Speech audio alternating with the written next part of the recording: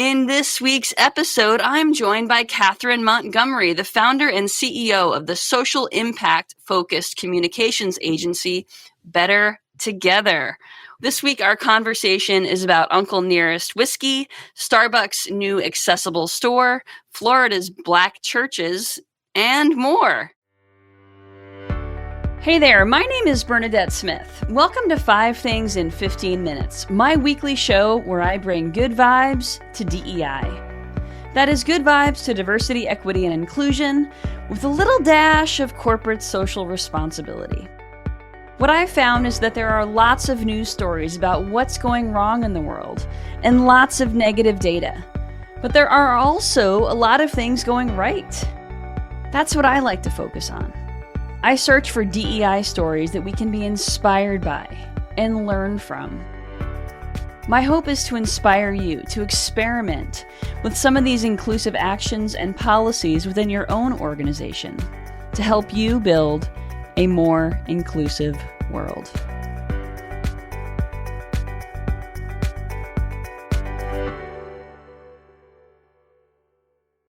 Catharine, welcome to the show. Thank you. Thank you for having me. I'm so excited. I am so excited to have you as well. All right, so Catharine, tell folks a little bit about yourself. Sure. So I'm in DC, and like you mentioned, I'm the founder and CEO of Better Together.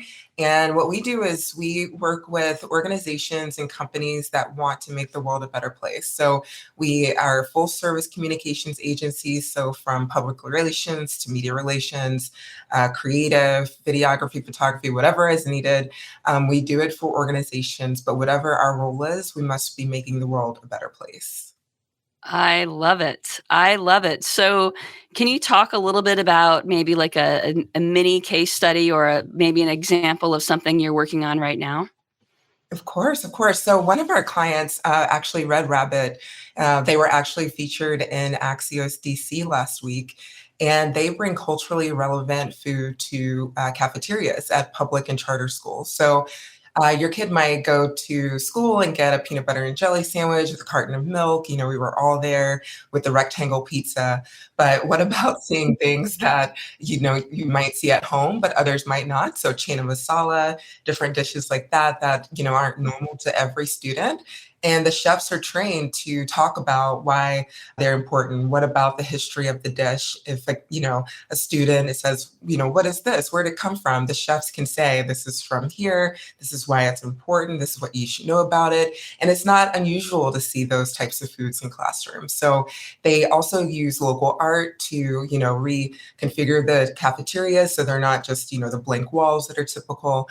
And they've done this in New York and Philly, and they're bringing it to DC public schools. And so we're helping them become well known in the area so that they can expand their reach. So we love that type of work. It's so different, something you wouldn't even think about.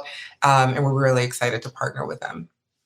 Sounds like you could be a future source of 5 Things stories, Catharine, because that is like such a great example of how art and food and culture all coming together in a school setting and affecting people who are open to learning. It's awesome. I love it. Very, very cool. Well, in this week's newsletter, I promised the readers that you're going to help answer some questions for folks because I think that there's a lot going on in the world right now. And people are really struggling on how to effectively communicate. Companies are, organizations are, especially when, there are topics like war, racism, anti-LGBTQ legislation. What's your advice for organizations looking to communicate with substance, both to internal and external stakeholders? Right. I actually have a client going through this type of situation, and I would say you need to have a stance first off, and you can't just say a lot of things and not be able to back it up with authentic, genuine action. And there's so many organizations that, something happens in the world, they donate money, they check a box, they move on. And generations are no longer allowing them to do that. They're going to hold them accountable. And so before you put out a statement, before you say, our hearts are out for, everyone affected, make sure that you've, previously acted upon these types of causes, and that afterward you're going to positively impact them as well. So just not a lot of talk, got to put some action behind it. And it sounds like there has to be kind of an alignment as well. Exactly. That's what people are looking for. Interesting. Okay. And is that how they kind of avoid performativity, is to put some action behind it?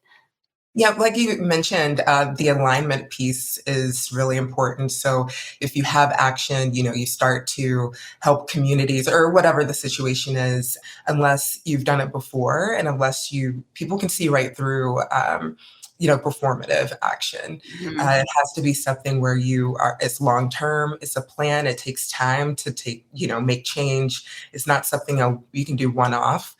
You actually have to have been doing it and you have to keep doing it. And then people will actually believe that you're doing it. But if you're doing it for social media, for your, likes and images and comments, people see right through that and it just won't work. Mm. That makes sense. So, there are so many things going on. How do companies decide or how would you recommend they think through what topics to take on, what to speak out about? Yeah, so companies need to know their mission and their vision. So if something happens with a war or, IVF, but you're focused Mm, on world hunger, then maybe you don't need to respond on everything. So mhm, if you're focused on women's health and IVF situation comes up, then you should respond. That's your core mission, your core value, whatever your stance is on it. So you have to know what it is that you're fighting for so that you know when you need to take a stance, when you need to, write a statement, take action, show that you're supporting whatever cause it is. But it's impossible to respond to everything. And so that's where companies can get in trouble, is that they try to respond to everything and then they miss something and their mm. employees are upset, their external stakeholders are upset. But if their stakeholders, their employees, they know what their stance is, they know what their mission, their vision is, they know what they're going to respond to, then they'll be expecting it and when it's something relevant, and they won't be expecting it when it's something that's not relevant to the mission. Okay, that makes sense. So I think the idea is not to try to be shallow with a lot of topics, but try to go deep with a few and be aligned with a few with action when those particular topics are directly related to the mission, vision, values kind of thing. Okay. That makes a lot of sense. So, there are language changes, terminology changes. How would you recommend that organizations get it right and not make any well, they should hire you, of course. That's the obvious answer, but how would you recommend they think about getting it right, built in terms of the language? Yeah, I am learning every day as well. I just took a course on inclusive language and what language is Mhm. changing to, and it's not marginalized groups. It's under supported groups. Like it's changing every day, and so I think it's just really important to stay in the know and to just learn as much as you can. There is no true answer, but always check before you just put something out and be aware. Mm, It's just being aware of what you're saying, searching, asking, reaching out to those who are in the industry and know what language is appropriate. mm. I think a lot of times we just think it's okay to put something out there and we think we know, but it's changing so fast. So we just have to wait and take a step back and be patient and think about what we're saying. But yeah, there's lots of webinars out there. There are lots of opportunities to stay up to date on the latest language. Again, be aware and have somebody else read your work before you put it out there. Awesome. Well, that's great advice. Thank you so much for bringing your wisdom to our listeners and to our viewers. All right, well, let's get into this week's good vibes. The first story comes from Delta Airlines, which made headlines recently with a staggering 1.4 billion bonus for its employees, which nearly doubles the bonus from last year. Delta has been known for doing this in the past. They are very passionate about reinvesting in their employees, a profit sharing program, which really aims to rectify injustices by distributing wealth more equitably amongst its workforce. So it's definitely a leader in the industry in this regard. Yes, yes. I do have to say that I'm a little biased because I do love Delta and I'm very, very loyal, but I can tell by, how helpful their employees are, the diversity that they have in their employees. Every time I get on a plane, I think, wow, like there's so many different people represented in their workforce. And so it seems like this is one of those companies that puts their talk into action. They walk the walk. Mhm. And, airlines started doubling, tripling prices of flights, once COVID started dying down. And it seems like they're not just taking those profits and, putting it in the hands of the already rich, but they're, putting it into hands of the employees who actually need it. And so maybe capitalism in a good way, I guess. I don't really know. I can't believe I just said that.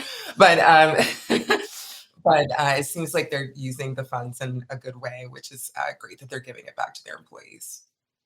Catherine, that should be the subtitle of this show, is capitalism in a good way. Right? Oxymoron? You know what? It shouldn't be. It doesn't have to be. All right. Great. Well, the second story this week is about the 4-day workweek trial in the UK, which was the world's largest 4-day workweek trial last year. It yielded lower stress and higher job satisfaction. All of that initially stunned skeptics. But over a year later, 60 companies are still embracing the concept, and 89% of the companies from the trial are still operating over 4 days. So, we were talking on the show about how how a 3-day weekend sounds great every weekend.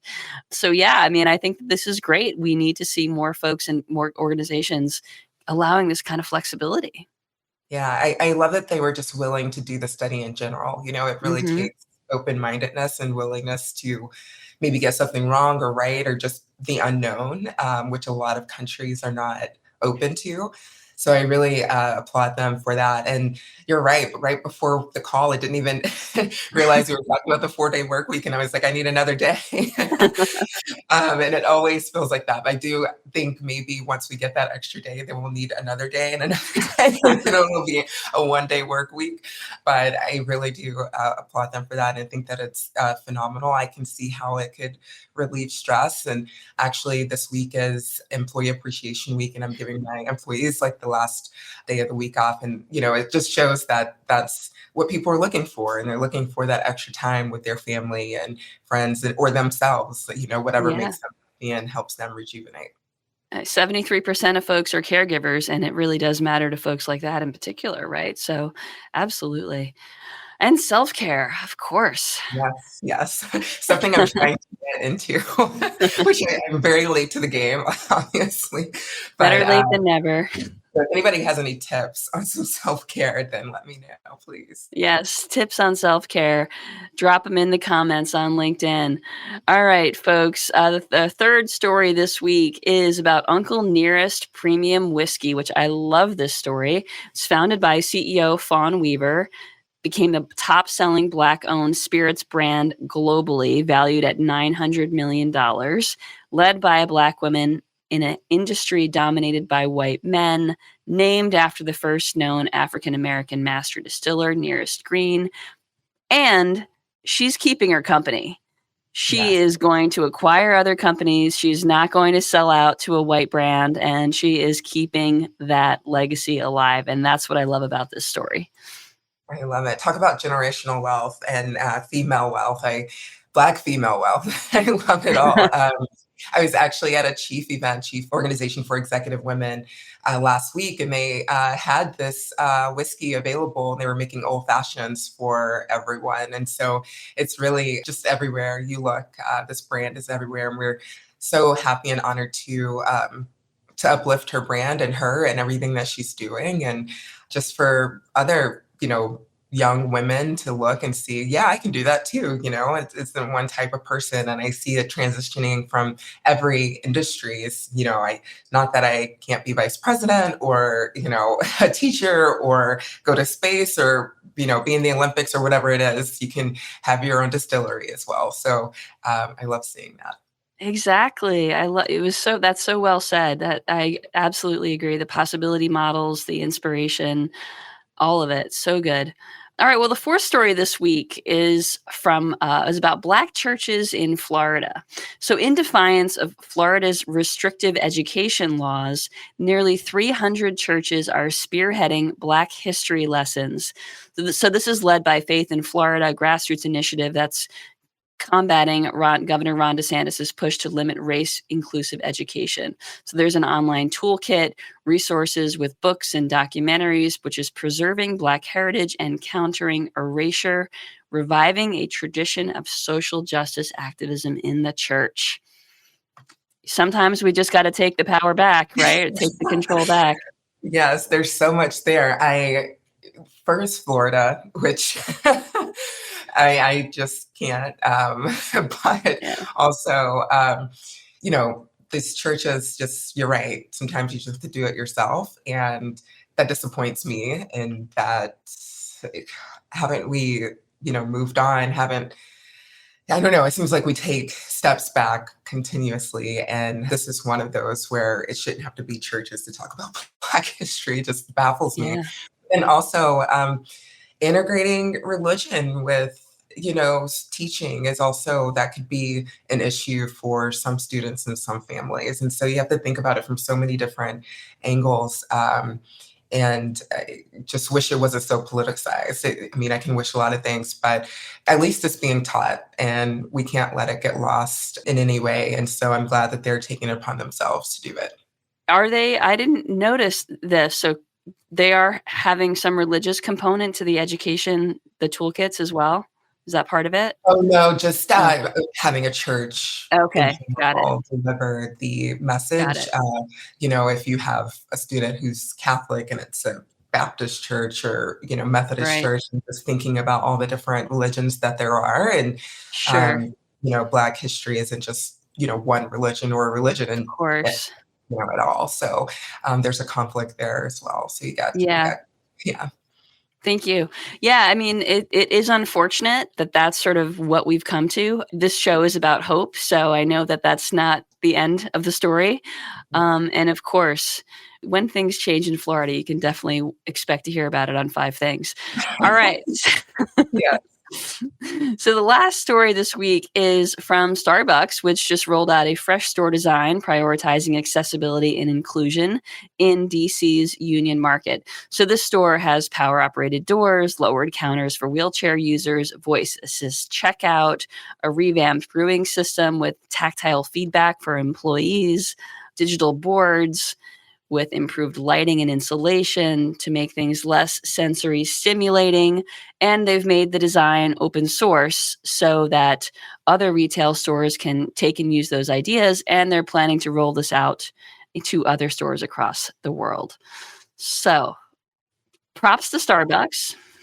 Yeah, and that store is right across the street. So I guess after this, I'm gonna have to go check it out and see what's happening. For the past few years, have been a skeptic of Starbucks and actually haven't been to the store.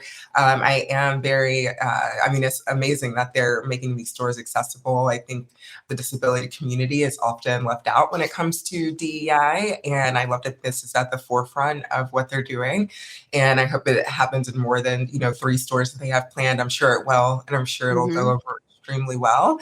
I know that this community, the community I live in, there are a lot of people with disabilities, and so I'm sure that they will be, very happy that the store opened. It must have just opened, or I need to get out more, like, because I had no idea. But very, very, very happy that this is happening. I hope other stores, follow, and that they take on what Starbucks is doing. Absolutely. And of course, you'll hear about those in 5 Things as well. All right. Yes. Catherine, it has been an absolute pleasure getting your wisdom and having you on this week's show. How can folks get in touch with you? Sure. So our website is just thebettertogether.agency. You can also find me on LinkedIn at Catharine Montgomery. And remember, it's Catharine, so spelled a little bit differently. But I look forward to connecting. Awesome. And we'll make sure that gets in the show notes along with your LinkedIn profile. Folks, this week's call to action is to check out the TV show Bet on Black, which you can see on Paramount Plus streaming. It's like Shark Tank, but for Black entrepreneurs. You might need to get yourself on the next season of that. Yes. Catherine. Target's a big sponsor. One of their employees was a judge. It's a great show. Our client gift supplier was on the most recent season and did very well. So I encourage you to check them out and also buy Tubby's Taste cookies, which are delicious. So folks, check out Bet on Black on Paramount Plus. At the end of Black History Month, it's a great way to get some positive uplift. All right, folks, thank you so much for joining. Catherine, thank you for being an awesome guest. And if you don't already get the 5 Things newsletter, you can subscribe at 5thingsdei.com. Have a great week, everyone. Thank you for listening to 5 Things in 15 Minutes. I hope you found yourself inspired by at least one of this week's stories. If you did, would you mind sharing it with a colleague and leaving us a review on your favorite podcasting platform? And if you don't already get my 5 Things newsletter, join at 5thingsdei.com. I'm Bernadette Smith, and I'll see you next week right here for 5 Things in 15 Minutes, bringing good vibes to DEI.